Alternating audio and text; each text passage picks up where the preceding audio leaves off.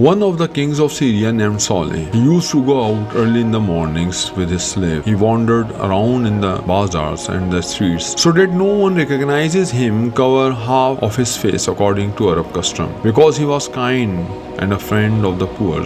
He who has these two things is a righteous king. He found two fakir, poor men, sleeping in the mosque, troubled-hearted and disorganized nature. In the cold night, they hardly closed their eyes. They were waiting for the sun like a king to the other.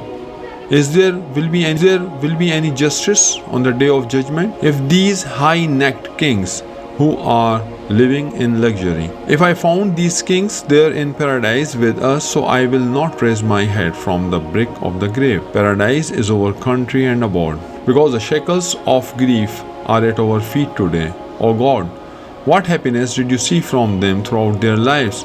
Why you will welcome them in paradise?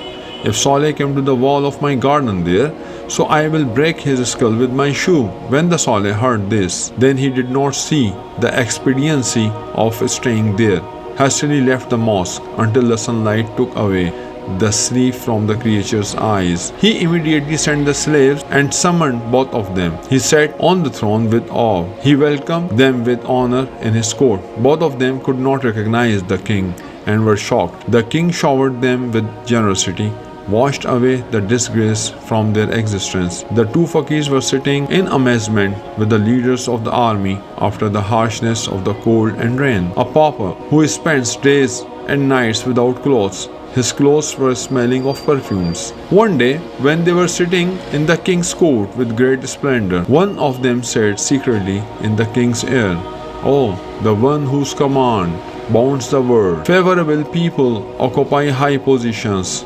What did you see among the poor that you gave us this high place?" The king blossomed like a flower due to happiness.